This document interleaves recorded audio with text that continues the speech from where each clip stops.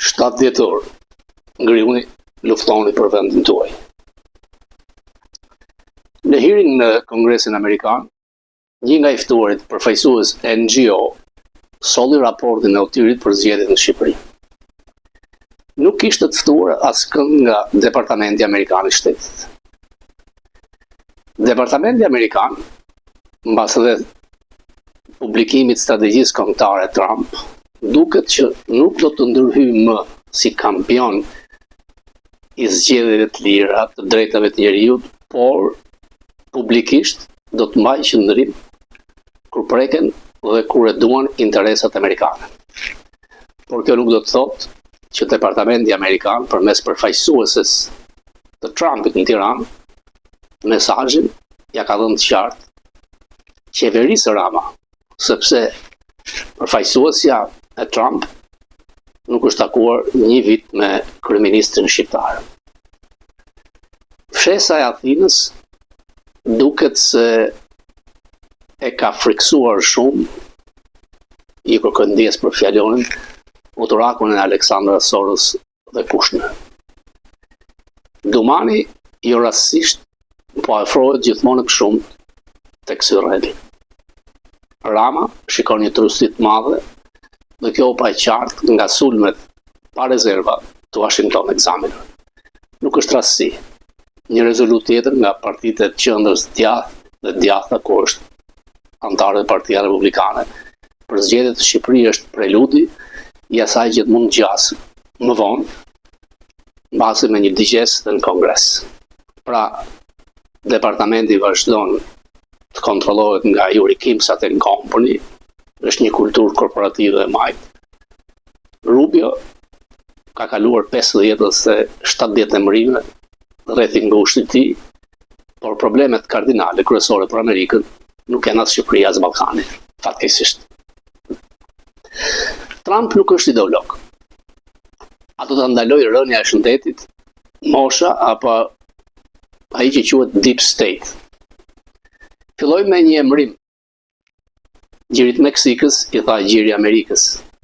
Harrojeni pra pellgun jugor që presidenti Trump e ka riemëruar, duke bërë që me miliona peshq të ndryshojnë kodet e tyre postare. Por nuk është kjo kryesorja. Hendeku më i thellë është midis qytetarëve amerikanë. Analiza e mandatit të zotit Biden është shumë e vështirë. Personalisht ndihem keq sepse Biden ka bërë shumë për çështjen tonë kombëtare, sidomos për Kosovën. Sa herë që vendoste kandidaturën për president, $100,000 të parë donation i merrte nga shqiptarët. Fal Diguardit, mund ta kem takuar me 10 herë presidentin Biden, por ai do të mbahet si presidenti i dytë më i keq në histori, vetëm pas frikacakut James Buchanan, neglizhenca e jashtëzakonshme të cilit shkaktoi luftën civile. Presidenti Trump ka mbledhur fonde private për të zbukuruar shtëpinë e bardhë. Dekorimet e krishtlindjeve rivalizojnë çdo gjë në botë. Trump e ka bërë këtë për të dërguar një mesazh. Amerika është kulmi, forca. Kjo është një shfaqje fuqie për gjithë ata që hynë në shtëpinë e bardhë.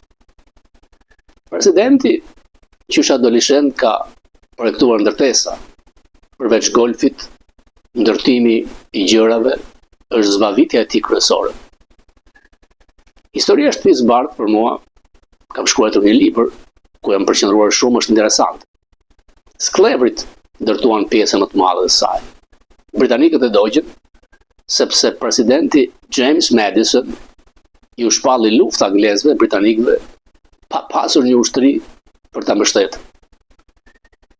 Gruaja e tij shpëtoi shumë nga pikturat e mëdha, artefaktet. Mbështetësit e dhëur të Andrew Jackson e shkatruan shtëpinë e bardhë. Vazhdimisht, amerikanët janë një grup i zjarrt që shpesh e shikojnë gjërat ndryshe. Për disa, vetëm të përmendesh emrin e Trump krijon besdi. Unë mendoj se administrata e Trump bazohet te realizmi. sjelljet e tij nuk më shqetësojnë shumë. Mënyra si shkruan apo si flet. Atë pikë. Po unë kuptoj që ka pikpamje të kundërta që urrejnë zotin Trump, e quajnë narcisist, po vjedh për familjen e tij, miliardë $, pasuri për fëmijët e tij mediokër. Por vlerësimi im bazohet në atë, duke krahasuar me atë që nuk funksionon për sigurinë e të gjithë në Amerikë.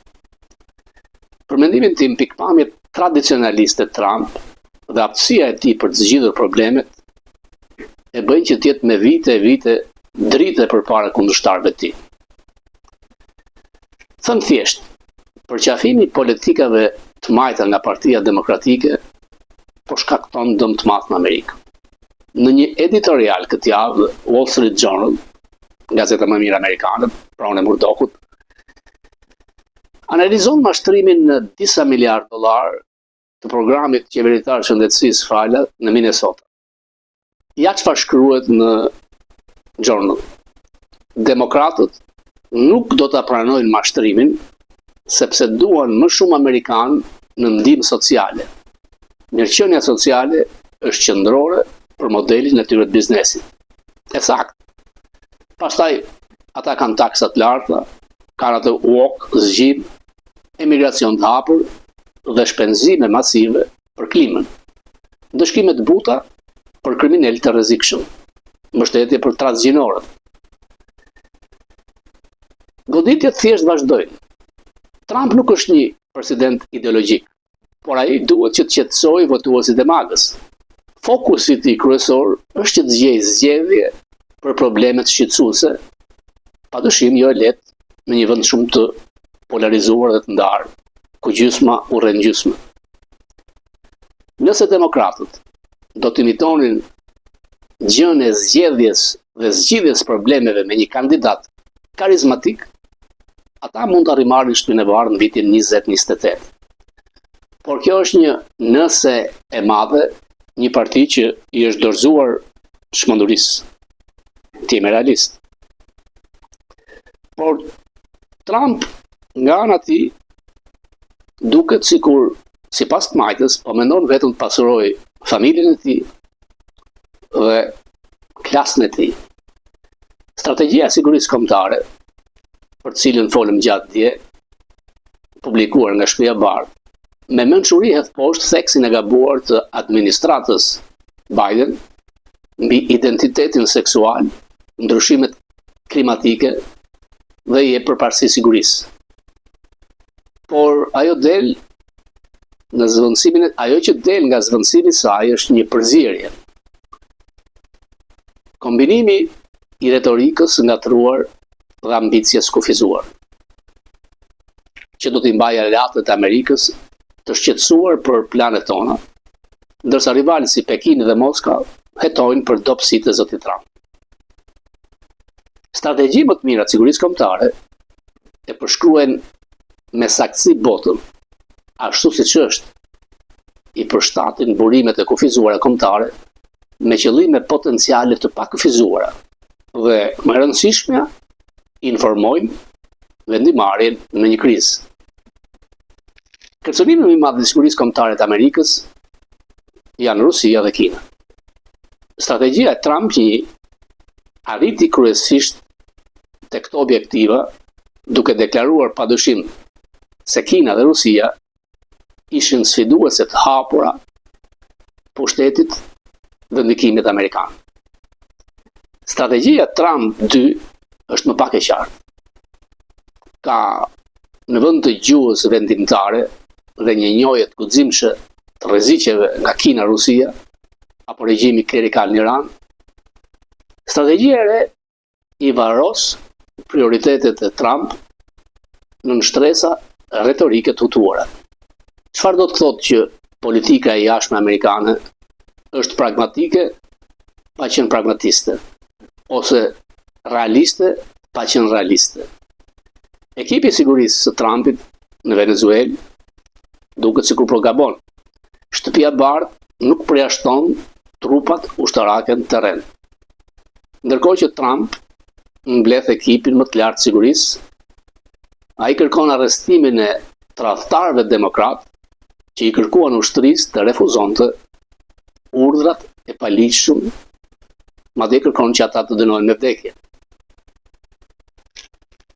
Kongresi paralajmëroi se Kina mund të spionojë ushtrinë amerikane përmes pajisjeve inteligjente të lidhur me Partinë Komuniste. Një gjuhë si kjo lexohet më shumë si sallat e fjalëve të Kamalas, sesa fjalimi thjesht i Trump. Më keq akoma, këto teka nuk do të jenë të dobishme kur të jenë gati. Nëse një terrorist rëmben një aeroplan amerikan, a është pragmatik apo pragmatiste të rrëzosh? Nëse forcat speciale ruse bëjnë një inkursion të kufizuar në shtetet balltike, a është realiste apo realiste të mbrojmë aleatët tanë? Dhe çfarë do të thotë e gjitha kjo me terma operacional? Emergjencat kërkojnë përgjigje të mëhershme dhe Këshilli i Sigurisë Kombëtare me këtë platformë nuk afron. Një fushë ku strategjia e shkëlqen është njohja e saj e sinqertë e burimeve të kufizuara të Amerikës dhe problemeve pothuajse të pakufizuara ndërkombëtare që administrata duhet të adresojë. Strategjitë e mëparshme i kanë injoruar këto fakte. Ato zgjodhen në vend të kësaj lista të gjata dëshirash ose gjendjesh të dëshiruara përfundimtare. Një strategji e dobishme duhet përcaktojë përparësi të qarta. Pra, duhet të jetë në krye të listës Trump 2. Kina po tregon muskujt e saj ushtarak në paqësor, duke goditur anije dhe duke bërë lojra ushtarake afër Taiwan. Generalët e NATO-s paralajmërojnë se Rusia mund të jetë gati të sulmojë Europën më pak se në 5 vjet. Klerikët në Teheran ende janë pushtet. Janë të hapur armiqësor ndaj Amerikës. Njërisht, strategjia Trump 2 u jep këtyre çështjeve përparësi më të ulët, duke u përqendruar më shumë në çështjet e hemisferës perëndimore, marrëveshjet të trettisë drejtë dhe ankesat në lidhje me deficitet për llogaritë rrjedhëse. Këto gjitha janë të rëndësishme, por jo aq sa të rrezikojnë dukshëm kundërshtarët me armë bërthamore. Shtetet e Bashkuara mund të fitojnë një rivalitet me rrezik të lartë militar serioz si Pekini dhe Moska, nëse ne nuk përballemi në mënyrë të përshtatshme me ashpërsinë e konkurrencës sonë dhe kompleksitetin e kërcënimeve që ata paraqesin. Shikoni rastin e Taiwanit. Boshllëqet në fuqinë tonë parandaluese do të jenë rezultat i parashikueshëm nëse Amerika nuk merr parasysh kufizimet e botës reale të aleatëve tanë për të mobilizuar prodhimin e tyre të mbrojtjes, për të rekrutuar ushtar dhe për të mbuluar hapësirat. Injektimi i një fryme të shëndetshme do të sillte possibilitet. Natyrisht që Trump personalisht nuk është ai që ka shkruar platformën. Platforma e sigurisë kombëtare bëhet çdo vit. Edhe pse e kërkon ta paraqes veten si Reaganian, duket një qasje si izolim, ajo doktrina Monroe mund quhet Donroe, dhe kërkon të kontrollojë tërësisht hemisferën perëndimore. Në hyrjen të platformës përmendet paqja e vendosur midis Serbisë dhe Kosovës, është diçka që nuk ka ndodhur realisht, ose nëse shërbimet e inteligjencës kanë informuar Trump për një sulm të mundshëm të Serbisë dhe Trump e ka ndaluar. Ne nuk di më shumë. Në interesat e sigurisë kombëtare, Trump përqendrohet shumë te lufta ndaj narkoshteteve. Dhe ka idiot nuk është ofendim ignorant, në Shqipëri që thonë që nuk ka lidhje Maduro me Ramën kanë. Nuk është thjesht problem naftë Venezuela. Maduro nga një gjykat në Florida është akuzuar të ka $50 milion që ai të arrestohet, deportohet, si kreu një organizate narkotrafiku terrorist. Dhe natyrisht Trump këtë radhë duket se është më e vendosur se herën e parë. A do të mjaftohet Amerika me një veprim si ndaj Iranit, ku i shkatroi programet bërthamore, por nuk përmbysë qeverinë? Do të mjaftohet vetëm me një arratisje, me një azil, me një largim të Madurës? Qëndrimi është i qartë. Nuk duan që në hemisferën perëndimore të ketë qeveri socialiste, komuniste, siç i quajnë doni madh. I kthejmë edhe një herë dëgjimit në Kongres, dëgjesës, përmes specialistëve, raporti Odhirit ka shkuar aty. Unë kam kontaktuar me departamentin amerikan dhe jam i bindur që ky shqetësim është në tryezën e Rubios. Por ky departament, këtë radhë, ka zgjedhur të mos ndërhyjë dhe mos të bëjë deklarata publike, qoftë për zgjedhje, qoftë për drejtat e njeriut dhe demokracisë, sepse është mbyllur biroja e drejtave të njeriut dhe demokracisë në departamentin amerikan të shtetit. Duket parë sikur po e dobëson Trump departamentin. Unë mendoj se jo. Unë kam qenë diplomat i lartë në kohën e Clintonit. Ishte Bill Clinton që hoqi miliardat e dollarëve që ishin për departamentin amerikan të shtetit për të bërë një soft diplomacy, për të ndihmuar botën, për të drejtat e njeriut, të zgjedhjeve, dhe miliardat i kaloi tek ushtria. Pastaj dihet me Bushin e madh, lufta në Irak, lufta në Afganistan, neokonservatorët. Amerika kujtoi se superfuqia e Bashkimit Sovjetik u tret, nuk ka më rrezik, bota ka ndryshuar. Në fakt, sot Amerika përballet me dy rival të rrezikshëm, Rusin dhe Kinën. Trump me çdo lloj mundësi oportuniteti kërkon të vendos paqen dhe duket parë favorizon në mënyrë absolute Rusin. Është mos pirfillës ndaj Europës, që ka vënë afat vendeve të NATO-s, nuk i mbështes me ushtarakisht, dhe ai ka një parashikim që unë këtu me të ndaj BE-ja do të pushoj se ekzistuari, janë shkatruar shtet kombet dhe përsëri. Ai që i freksohet fshesës Athinës, Mataharit Athinës, frikacaku global, është anti-amerikan, mbas deklaratave që Amerika zgjedh çdo gjë me bombë, Evropa është më e zgjuar. Kur Trump i kërkon Evropës që të kontrollojë kufijt, të heqë dorë nga politikat e emigracionit Sorosit, Rama premton miliarda dollar për të hapur 20 kampe emigrantësh. Personi që ka shtukur dhe 1 milion vet nga Shqipëria i ka dëbuar që vetë jeton në bunkerën e Surrelit në botën e tij surreale, përsërisht kundër Amerikës, kundër politikave Trump, që thotë që me këtë Evropa rrezikon të mos jetë më Evropë dhe Shqipëria të mos jetë më Shqipëri. Ai mendon se duke blerë një figurë të përshtirë si Kushner i ka blerë heshtje. Ka kaluar një vit. As një telefonat, ndron që të shkojnë në Mar-a-Lago. Mos u arvot. Do të tallen me ty siç u tallën me Vučić. Dosjet i ke masive. Më duhet ta ripërsëris. Ti e di shumë mirë se ke frikë nga dosja me Ganit. Dhe të gjithëve i thua mos pa përmendi atë. Janë rrahapur hetimet ndaj tij. Nuk është mbyllur dosja jote për krimin federal me foton me Obamën. Është shtuar Sinaloa dhe Departamenti i Drejtësisë do të kërkojë nga presidentja e Meksikës të ekstradojnë miqtë e tu që pastrojnë miliardë dollar. Dhe fundit Bitcoin. Por ti di më mirë.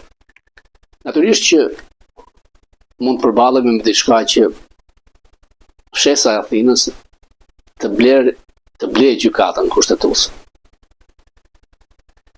Por Rama e shikon se çfarë ndodh në Bullgari, çfarë ka ndodhur në Serbi, e di mirë që kryeministri e Bangladeshit e dënuar me pushkatim është nga investitorët direkt të Tigri 1 dhe Tigri 3. Loja nuk është dam, është sha me 4 përmasë.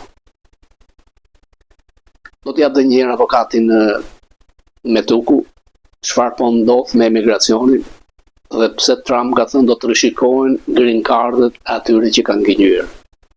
Do t'u heqë. Ndërkohë që studentët që shkojnë në shkollë, që nuk marrin pjesë në protesta për Hamasit, nuk kanë probleme për vitin e ri të shkojnë në Tiranë, në Shqipëri të kthehen përsëri. Thank you.